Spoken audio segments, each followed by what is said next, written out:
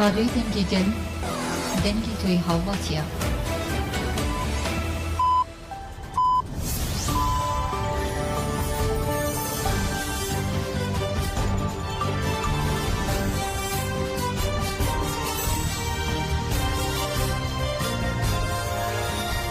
سەرانی هێژە ئەم کاتتان باش لە ناوەندی هەواڵەکانی ڕادیۆ دەنگی گەل بە یارمەتی هاوکارانم گەشتی هەواڵەکانتان پێشکەش دەکەین.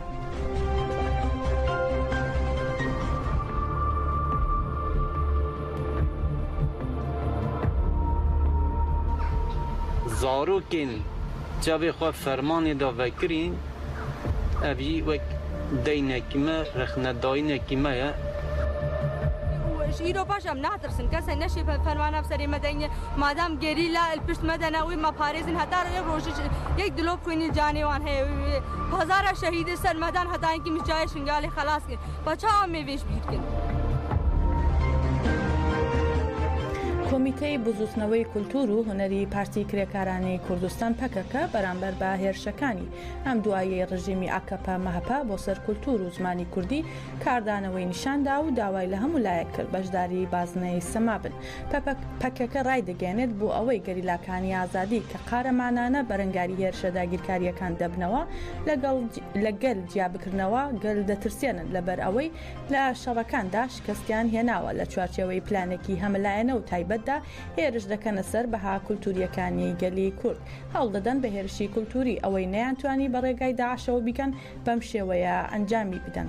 هەروەها پەکەکە جەخت دەکاتەوە لەم وڵاتەدا ئەوانەی ئاوازی کوردی دەڵێنەوە گوشاریان لەسرە دەکوژرێن و دەست بەسەر دەکرێن بۆیە هەر کار و چالاکیەک کە وەک هونەری کوردان ئەنجام بدرێت بە نرخە پێویستە بە ڕۆحی بەرخودان و سەرهەڵدانەوە کە بتوانێت ڕێگری لە جنوسایدی کولتوری بگرێت بە یەکجاری ڕوبەڕووی هێرشە فاشیستەکان ببینەوە.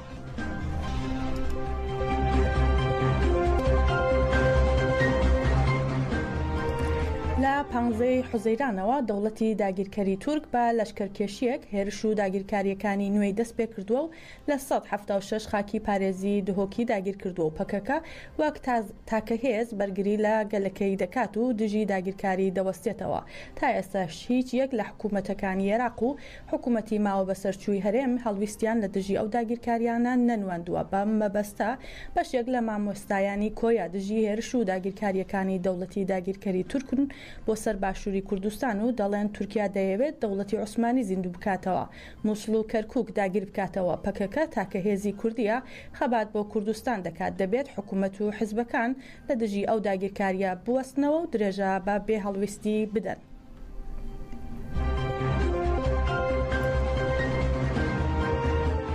مەسەلەی کوردی هەیە دەڵێ مەڕی پێشوان گورگ دەیخواتن ئێمەش شوانمانە خەریکە گورگەکان هەموو لە هەموو لایەکەوە خەریکی پەلاماردانم بە تایبەتی باشووری کورد لە کۆتا لێدوانیشی زۆر شتێکی سەیر و سەمەرە ڕوویداتن کە وەزیرێکی دەرەوەی عێراق بێ ئاگابی لەوەی کە بڵێ هیچ پێشێرکاریەک هیچ تەداخولێکی حدودی نەکرا بێتە ئەوەی پای تووشە داخلی ئارازی داخلی زەویەکانی یاخود باشووری کوردستانی عێراق. زاری یەکەم و کۆتازار نابێتن کە دەوڵەتی تورکیاکەوە ئەو پەلچێشێ دەکات و ئەو سنوورە دەبڕێت و سنوور بەزان نەڕوو دەداتن بە تایبەتی لە ناوچەی دهۆک و زاخۆ. بەڵام ئەوەی مای نیگەرانیە ئەوەیە کاتا ئێستا حکوومەتی کوردی بە هەموو دەسەڵاتە شەرعیەکانەوە بە هەموو دەسەڵاتی قەزایی و یاسایی و دەڵێ خۆزیەکانەوە بێباکن بێ لێدوانن بێ ئەوەی ئیدانەی بکەن هیچ قسە و باسێکی لەسەر ناکەن. هەنی تەنانەت وەک چێخای گوندێکیش دەرناکەون چێخای گوندێک ئەگەر ئاژەڵێک سنوورەکەی ببەزێنی گوندەکە دێتە جواب بکە. بەڵام ئەوانە لەمەوە دەردەکەوێت کەوانە ڕێگە پێدراو نینە هەموو قسەیەک بکەن هەموو ئیدانەیەک زیاتر لەوەش ئەوەی زۆر جێگەی نیگەرانیە ئەوەیە ڕێگە بە هاوڵاتیەکانی شیان نادەن نیگەرانیەکانیان دەربڕن و بڕژێنە سەر شەقامەکان و ناڕزایی خۆیان دەربڕن. بۆیە ئەم بە هەموو شێوەیەک ئێمە ئەو سنوور بەزانەی تورکیا ئیدانە دەکەین و مای قوڵکردن نیە. بۆیە پێویستە لەسەر هەموو تاک لە تاکێکی ئەم خەڵکە هەرکەس لە شوێنی خۆی بێتە جواب و بێتە دەنگ بۆی زیاتر سەر و ماڵی کورد پارێزراوتر بێتە. دەست درێژی کاری و داگیرکاریەی کە لەلایەن تورکیاوە دەکرێتە سەر سنوورەکانی هەرێمی کوردستان بەڕاستی بەرمەبنای ئەوەیە کە ئەوان ئەم خاکە چاویان بە هەرێمی کوردستان و بە کورد هەڵنایەت لە هەر شوێنێک بێت. بۆیە ئەوان کورد لە هەر شوێنێک بێت دەست درێژی دەکەنە سەر و دەیانەوێت ئەم شوێنە داگیر بکەن و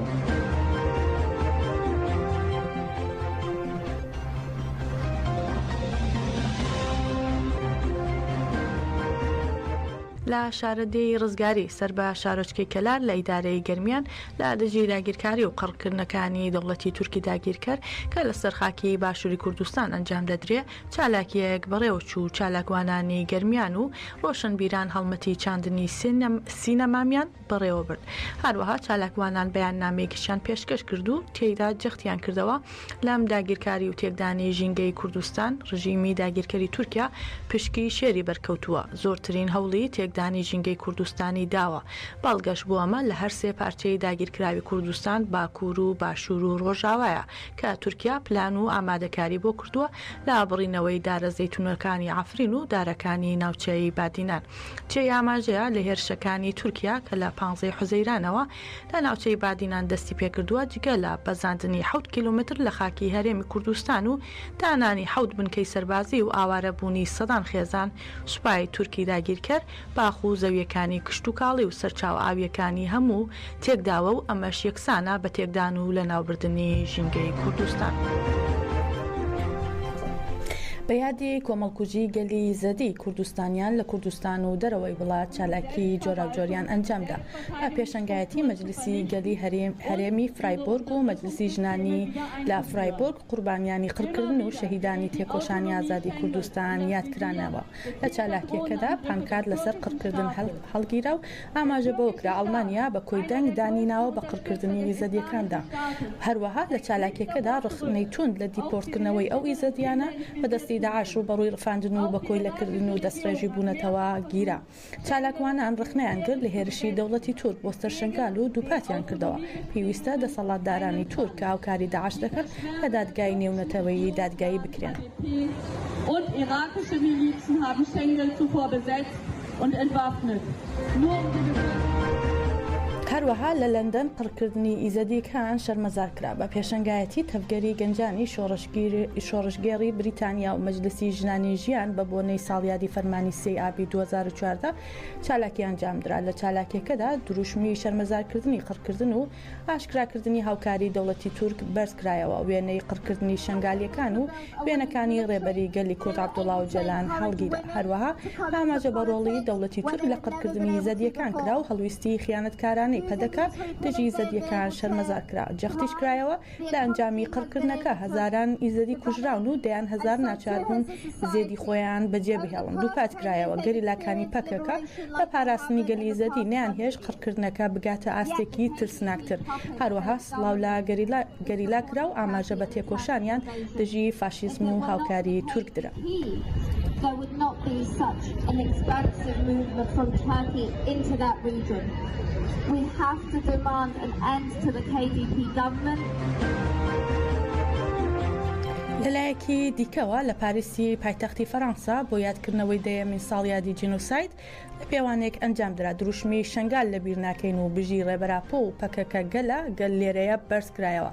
لە ساربڕۆکێنیش بە ساربڕۆکێنی ئەڵمانیا بە پێشەنگایەتی ئەنجومەنی گەلی هەرێمەکە و ئەنجومەنی ژنانی زەدی گربوونەوەیەک ئەنجامدا. هێرشەکانی چەتەکانی داعش و خیانەتی پەدەکە شەرمەزار کرا و داوای دادگایکردنی تاوانبارانیان کرد. هەروەها تیشکرایە سەر خۆپاراستنی شنگال و ڕاگەیاندرا یەکینەکانی خۆپاراستنی یەبەشە و یەژەشە لە ساڵانی دوایی بە هاوکاری هێزەکانی سووریای دموکراتیک و یەپەگە و یەپەژە بە بەردەوامی ژن و منداڵانی زەدیان لە دەسەڵاتی داعش ڕزگار کردووە.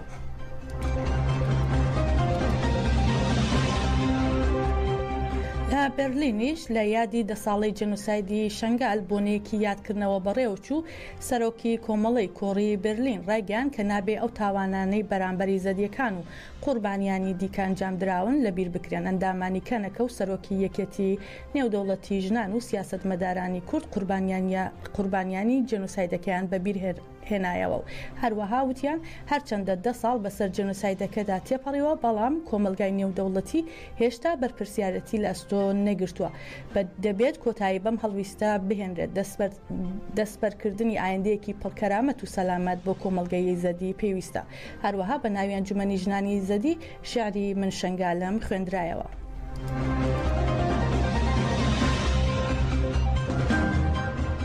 لە شاری لۆزانی وڵاتی سوئیسراش کوردان و ئازادی خوازان بە پێشەنگایەتی ئەنجومەنی ژنانی لاژین کۆبوونەوە و بۆ یادی قوربانیانی شنگال مۆمیان داگرستان لەسەر ناوی یەکێتی ژنانی کوردی یەژەکە سوئیسرا و لەسەر ناوی ئەنجومەنی ژنانی لاژین ڕاگەیاندرا و پێشکەشکرا لە چالاکیەکەدا سزای لە سێدارەدانی پەخشان عەزیزی و شەریفە محەممەدی لەلایەن دەوڵەتی ئێرانەوە شەرمەزار کرا لەلایەکی ترەوە کوردان لە شاری کۆپنهاگن بە پێشەنگایەتی مەجلسی ژنانی کوردی سێوی کۆبوونەوە و بە چالاکی خێمەدانان کۆمەڵکوژی شنگالیان شەرمەزار کرد لە چالاکیەکەی دانمارک هاوکاری پەدەکە و دەوڵەتی داگیرکەری تورک بۆ داعش ئاشکراکرا چالاکوانان ئاماژیان بەوە کرد ئەو خیانەتەی بارزانی لە کاتی فەرمانەکان جامیدا ئێستا بە شێوەیەکی فراوانتر بەردەوامە ڕایانگەیان ئێستا بنەماڵی بارزانین لەگەڵ چەتەکانی داعش کار دەکەن و هەوڵ دەدەن چاندوو باوەڕ و هەبوونی کوردانی زەدی بستنەوە هەروەها بەنگەوازیان لە هەموو کوردان کرد دژی ئەم پلانە قیزەونانە هەڵویست نیشان بدەن.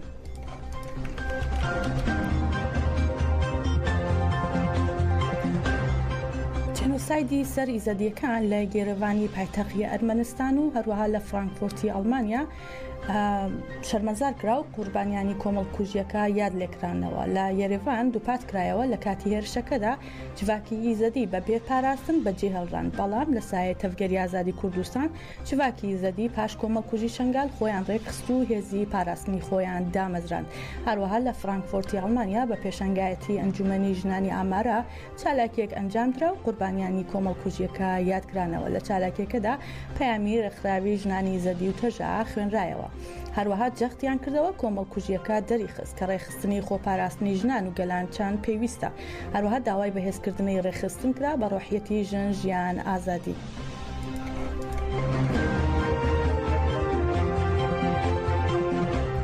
هەر لە پەیوەندی لەگەڵ کۆمەڵکوژی سێئاب محەممەد شیع سوودانی سەرۆکوەزیرانی عێراق بە هۆی تێپەڕبوونی 10 ساڵ بەسەر جێنۆسایدی زەدیەکان لەلایەن چەتەکانی داعشەوە ڕاگەیاندراوێکی بڵاو کردەوە لە ڕاگەیاندراوەکەدا هاتووە لە ڕۆژێکی وەک ئەمڕۆدا بە بیری خۆمان دەهێنینەوە کە گەلی زەدی و باقی پێکاتەکانی دیکە ڕوبەڕووی چ پێشلکاریەکی درندانە بوونەوە لەلایەن چەتەکانی داعشەوە.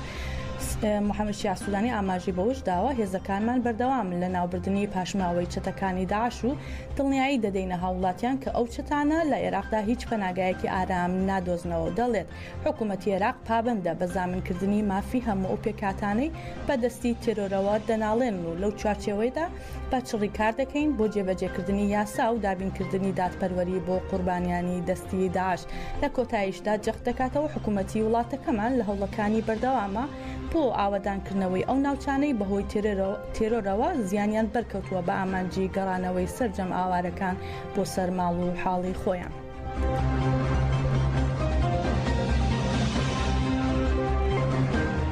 وتەبێژی یەکێتی نیشتمانی کوردستان سادی پیرە لە یادی کۆمەڵکوژی شنگالدا ڕایگەیان وەک یەنەکە دژی ڕێککەوتنامەی شنگال دەوەستینەوە و بە ڕێککەوتنێکی گوماناوی پێناسی کرد وتی ڕێککەوتنامەی شنگال وەک ئەو وەهایە بە هەمان شێوە مەڕەکان بسپێریت بە گورگ بۆ ئەوەی بیان پارێزێت پیرە ڕایگەیان کشانەوەی ئەحمەد پیرە ڕایگەیان کشانەوەی هێزەکانی پەدەکە لە شنگال هۆکار بوو بۆ ڕوودانی کۆمەڵکوژیەکە و جەختیشی کردەوە ئەو هێزانە بە دزیەوە پاشەکشیان کرد هەموو ئیزەدیەکانیان ڕادەستی داعش کرد.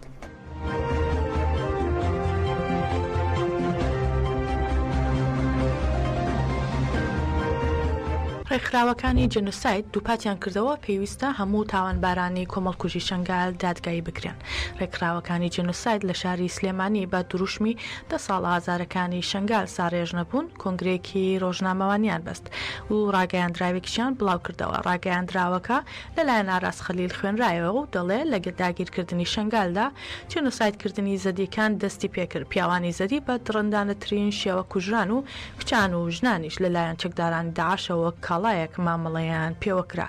هەروەها داوایان کرد لێکۆڵینەوەکان دەربارەی کۆمەڵکوژیەکە بۆ ڕایگشتی ئاشکرا بکرێت و دەڵێن هەموو هێز و گروپە چەکدارانەی کە بەرپرس بوون لە پارێزگاریکردن لە ئاسایشی شنگال و بەرگریان نەکرد و هەڵاتن لێپرسینەوەیان لەگەڵدا بکرێت لە بەردەم دادگا و هەروەها حکوومەتی عێراقی قەرەبووی مادی و معنەوی قوربانیانی ئیزەدی بکاتەوە. هەروەها دووپاتکرایەوە دەبێت پەلە بکرێت لە پرۆسەی گەڕانەوەی ئیزەدیەکان بۆ شوێنەکانی خۆیان و هاوکاری مادی بکرێن بۆ ئاوادانکردنەوەی شوێنەکانیان و دووبارە بنیادنانەوەی ماڵەکانیان. لە کۆتاییدا دەڵێن پێویستە گۆڕە بە کۆمەڵەکانی شنگال هەڵبدرێتەوە و سیاسەتی یاشتی و ئارامی بچەسبێت. ژنانی کانتۆنی شەهبا لە باکوور و ڕۆژهەڵاتی سووریا ناڕزایەتی خۆیان لە بەرامبەر هێرشەکانی دەوڵەتی تورکیا دەربڕی و دوو پاتیان کردەوە کە ئامانجی هێرشەکان جێنوسایدە و دەبێت دەوڵەتی تورکیا لە ناوچەکە دەربکرێت. لە دوای داگیرکردنی عەفرین لە ئاتاری 2018دا چەند ڕۆژێک دوای ئەوەی گەل چوونە کانتۆنی شەهباوە ڕوبەڕووی هێرشی دەوڵەتی تورک و چەتەکانی بوونەوە و حکوومەتی تورکیا لە چەند ڕۆژی ڕابردوو هێرشەکانی بۆ سەر و کانتۆنە چڕتر کردوێتەوە و لە ئەنجامدا دەیان گۆن تۆپباران کراون. مڵک و ماڵی خەڵکی سڤیل وێران کراوە و لە هەمان کاتدا دەوروبەری نەخۆشخانەی عەفرین کە تاکە نەخۆشخانەیە لە کانتۆنەکەدا کرایە ئامانج و بەهۆی تۆپبارانەوە هاوڵاتیان ناتوانن بگەڕێنەوە بۆ کێڵگا کشت و کاڵەکانی خۆیان.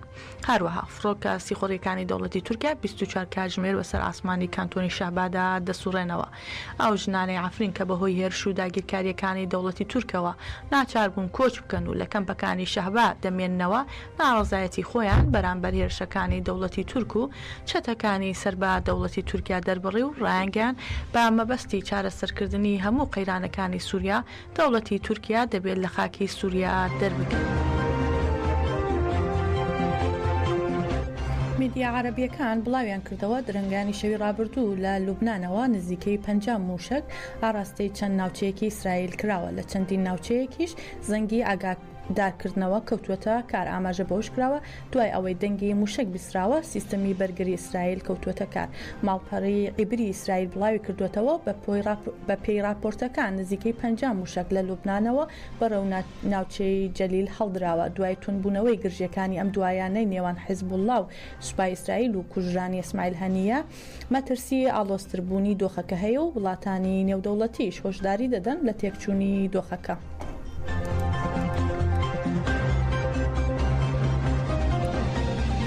جۆن بۆڵتۆن ڕاوێژکاری پێشووی ئاسایشی نیشتمانی ئەمریکا لە لێدوانێکدا بۆ ڕۆژنامەی شەرق الئەوسەتی سعودی جەختی کردوێتەوە هێرشی تۆڵەکردنەوەی ئێران ئەمجارە کاریگەر و بەهێز دەبێت و بە پێچەوانی هێرشەکانی پێشووترەوە زیانی لێ دەکەوێتەوە. بۆڵتۆن کە یەکێکە لە هەڵۆکانی پارتی کۆماری ئەمریکا باسی لەوە کردو هەڕەشەکانی ئێران پاڵ بە ئیسرائیلەوە دەنێت بۆ بەهێزکردنی سیستەمە بەرگریەکانی. پێشبینیش دەکات وڵامدانەوەی ئێران ئەمجارە جیاواز بێت با لە بەرچاوگرتنی شکستی موشکەکانی پێشووی لە بەدەستێنانی کاریگەریەکی بەرچاو. بڵتۆن هەروەک دەڵێت ئێران چاوپۆشی لەو ڕووداوانەی ڕابردوو ناکات. ئەمەش ئەگەری وڵامدانەوەیەکی مەترسیداری ئێران زیاد دەکات کە چەندین ئامانج لەناو ئیسرائیل بکاتە ئامانج و زیانێکی گەورەی مادی و گیانی لێ دەکەوێتەوە. ناوبراو ئاماژەی بەوەدا ڕێبەری باڵای ئێران لە کاتی نوێژکردنی لەسەر تابوتی هەنیە لە ڕێوڕسمێکی گەورەدا وتاریدا و بەڵێنیدا کە وڵامدانەوەی توندی بەدواوە دەبێت و گرنگی بەو ئەو ڕووداوەی نیشاندا. لە بەشێکی تری قسەکانی بۆڵتۆندا دەڵێت هێرشەکانی پێشووی ئێران کە زیاتر لە 200 موشکی بالیستیکی لەخۆگرت بوو لە نێویاندا 120 موشک کە نەگەیشتنە ئامانجەکانیان پلانی هێرشەکە بە شێوەیەکدا ڕێژرا بوو کە نەبێتە هۆی گرسکردنی دۆخەکە. بەڵام بڕوا ناکرێت ئەمجارە ئێران لە ڕوشاندنی شکۆی خۆی خۆش بێت و هێرشێکی بەهێز ئەنجام دەدات.